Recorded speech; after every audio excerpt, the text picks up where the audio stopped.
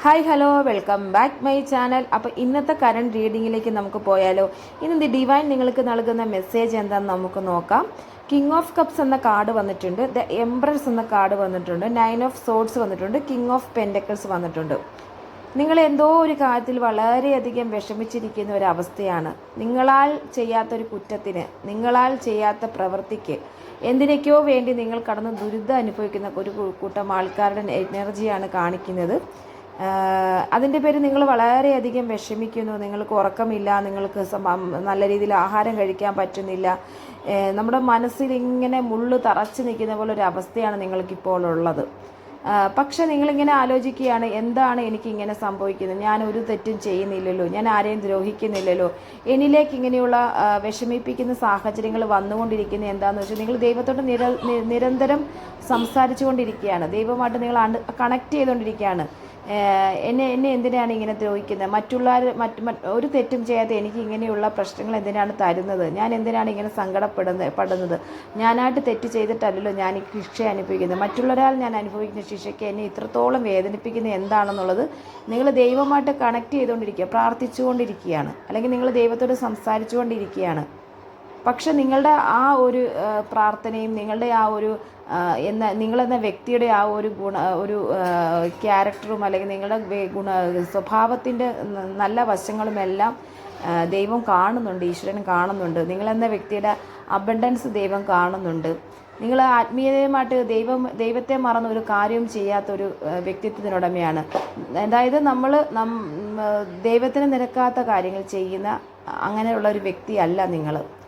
പക്ഷെ നിങ്ങളിലേക്ക് വളരെ വലിയ വലിയ പ്രശ്നങ്ങളാണ് വന്നിരിക്കുന്നത്. അത് ഏത് തരം പ്രശ്നങ്ങളുമായിട്ട് നമ്മൾക്ക് കണക്ട് ചെയ്യാം. നിങ്ങളിപ്പോൾ നിൽക്കുന്ന നിങ്ങളുടെ മനസ്സിൽ അലട്ടുന്ന, നിങ്ങളെ വളരെയധികം വേദനിപ്പിക്കുന്ന എന്ത് വിഷയങ്ങളും നിങ്ങളാൽ ചെയ്ത ഒരു കുറ്റത്തിന് പേരിലല്ല. ഇത് നിങ്ങളിലേക്ക് വന്ന ഒരു പ്രവൃത്തിയാണ്. അത് എന്തുകൊണ്ടാണ് വന്നതെന്ന് നിങ്ങൾക്കിപ്പോൾ മനസ്സിലാകുന്നില്ല. അതിൻ്റെ പേരിൽ നിങ്ങൾ ദൈവത്തോട് എല്ലാ ദിവസവും പഴി പറയുന്നു, കുറ്റം പറയുന്നു, സംസാരിക്കുന്നു, പ്രാർത്ഥിക്കുന്നു. എന്നിട്ടും നിങ്ങൾ നല്ല മനസ്സോടുകൂടി മുന്നോട്ട് ജീവിക്കാൻ അതിന് വേണ്ടിയിട്ടുള്ള തയ്യാറെടുപ്പുകൾ നടത്തുന്നു. നെഗറ്റിവിറ്റിയൊക്കെ വരുമ്പോഴും ആ ദ്രോഹിച്ച വിഷയങ്ങൾ എന്തായാലും അതിൽ നിന്നൊക്കെ ഒഴിഞ്ഞു മാറി നമ്മൾ ആർക്കും നമ്മളാൽ തിരിച്ചൊരു ദ്രോഹം ഉണ്ടാവില്ലെന്നുള്ളൊരു ഇതിൽ നിങ്ങൾ മാറി നിൽക്കുന്നു. എന്നിട്ടും നിങ്ങൾക്ക് വിഷമം മാറുന്നില്ല, ജീവിതത്തിൽ സങ്കടങ്ങൾ മാറുന്നില്ല എന്നുള്ളൊരു സിറ്റുവേഷനാണ് നിങ്ങളിപ്പോൾ നിൽക്കുന്നത്. പക്ഷെ നിങ്ങൾ കാര്യങ്ങളിലും നമ്മൾ പലരാൽ വഴി നമുക്ക് സഹായങ്ങൾ കിട്ടുക, ദൈവത്തിൻ്റെ ഒരു അനുഗ്രഹങ്ങൾ നമുക്ക് പലരാലും നമുക്ക് കിട്ടുക. അങ്ങനെ നമ്മൾ അതിൽ നിന്ന് അതിജീവിച്ച് നമ്മൾ തന്നെ ബാക്കിലോട്ട് ചിന്തിക്കും. ഇത്രയൊക്കെ വിഷമങ്ങൾ നമ്മൾ അനുഭവിച്ച സിറ്റുവേഷൻ നമ്മളിപ്പോൾ ഇവിടെ നിൽക്കുമ്പോൾ നമ്മളത് എങ്ങനെയാണ് പറയുക എന്നുള്ള ചിന്ത നമുക്ക് പോലും ഓർമ്മ കാണത്തില്ല. കാരണം അത്രയും ചെറിയ ചെറിയ രീതിയിലായിരിക്കും ചിലപ്പോൾ നമുക്ക് ആ മാറ്റം തരുന്നത്. അപ്പോൾ അങ്ങനെ ഒരു മാറ്റത്തിന് നിങ്ങൾ തയ്യാറാവണം. പെട്ടെന്നൊരു സഡൻ ചേഞ്ച് ഉണ്ടാവത്തില്ല. നിങ്ങൾ നിങ്ങളുടേതായ രീതിയിൽ തന്നെ, നിങ്ങൾ ഇപ്പോൾ നിൽക്കുന്ന അവസ്ഥയിൽ തന്നെ, നിങ്ങൾ എങ്ങനെയാണ് നിങ്ങളുടെ ക്യാരക്ടർ നിൽക്കുന്നത് അതേ രീതിയിൽ തന്നെ നിങ്ങൾ തിരിച്ച് അതേ അവസ്ഥയിൽ തന്നെ പോകണം. നമ്മൾ നെഗറ്റീവായിട്ട് നമ്മളെ കരയിക്കണമെന്ന് വിചാരിക്കുന്നതിന് മുമ്പ് കരയാതെ പിടിച്ച് നിൽക്കാൻ നമ്മൾ ശ്രമിക്കുക. നമ്മൾ ആ നെഗറ്റിവിറ്റി വരുമ്പോൾ നമ്മൾ പോസിറ്റീവായിട്ട് തന്നെ ദൈവത്തോട് കൂടുതൽ അടുക്കുക. അല്ലെങ്കിൽ നിങ്ങൾക്ക് പോസിറ്റീവായിട്ട് കിട്ടുന്ന എന്ത് കാര്യമാണ് നിങ്ങൾ അതുമായിട്ട് മുന്നോട്ട് പോകുക. നമ്മളൊരിക്കലും കരഞ്ഞ് ഡിപ്രഷൻ സ്റ്റേജിൽ ഇരിക്കരുതെന്നുള്ളതാണ് നിങ്ങൾക്ക് ഇന്ന് തരുന്ന മെസ്സേജ്. അങ്ങനെയുള്ള വലിയ കഠിനമായ വേദനയുള്ള വ്യക്തികളുടെ ഒരു എനർജി വന്നതുകൊണ്ട് തന്നെയാണ് ഞാൻ ഇത്രയും രീതിയിൽ പറയുന്നത്.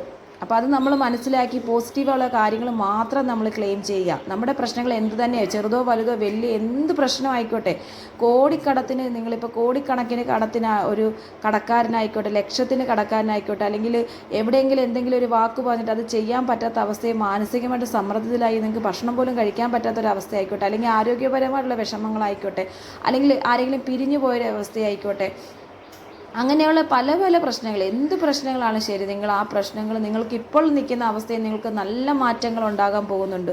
അത് നിങ്ങളുടെ കഴിവാണ്, നിങ്ങളുടെ ക്യാരക്ടറാണ്. നിങ്ങളെന്ന വ്യക്തി അത് അത്രയും ഒരു പവറുള്ളൊരു വ്യക്തിയാണ്, അല്ലെങ്കിൽ നിങ്ങൾ ഈശ്വരാനുഗ്രഹമുള്ളൊരു വ്യക്തിയാണ്, ആത്മീയതയുമായിട്ട് അടുത്ത് നിൽക്കുന്ന ഒരു വ്യക്തിയാണ്, മെഡിറ്റേഷൻ ചെയ്യുന്ന ഒരു വ്യക്തിയാണ്, എല്ലാവരെയും നല്ല രീതിയിൽ കാണുമെന്ന് വിചാരിക്കുന്ന വ്യക്തിയാണ്, ഫാമിലിയൊക്കെ നന്നായിട്ട് നോക്കുന്ന ഒരാളാണ്, അല്ലെങ്കിൽ മറ്റുള്ളവരോട് നല്ല സഹാനുഭൂതിയും സ്നേഹവും കരുണയുള്ള ഒരാളാണ്.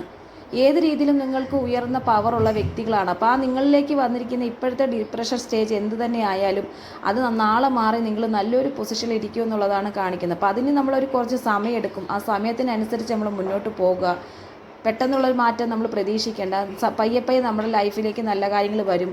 നമ്മൾ ഈ വീണ്ടും വീണ്ടും കുത്തി നോവിക്കാനും നമ്മളെ വീണ്ടും വീണ്ടും പ്രശ്നത്തിലേക്ക് ഇരുന്ന വിഷയങ്ങൾ വന്ന് ആ വിഷയങ്ങൾ അതിൻ്റെ രീതിയിൽ കണ്ട് മുന്നോട്ട് പോവുക.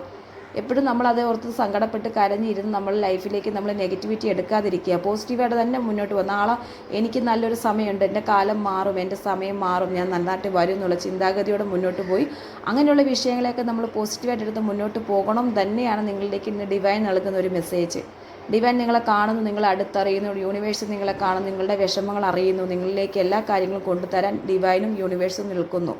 അത് മാത്രം നിങ്ങൾ മനസ്സിലാക്കുക. അങ്ങനെയുള്ളൊരു പോസിറ്റീവ് എനർജി ക്ലെയിം ചെയ്തുകൊണ്ട് നിങ്ങൾ കമൻറ്റ് ബോക്സിൽ താങ്ക് യു യൂണിവേഴ്സ് എന്നോ നിങ്ങൾക്ക് ഇഷ്ടപ്പെട്ട എന്തെങ്കിലും ഒരു പോസിറ്റീവ് കമൻറ്റുകൾ ഇട്ട് നിങ്ങൾ നിങ്ങളുടെ ഈ ഒരു വീഡിയോനെ നിങ്ങൾ പോസിറ്റീവായിട്ട് കൊണ്ടുപോകാൻ ശ്രമിക്കുക.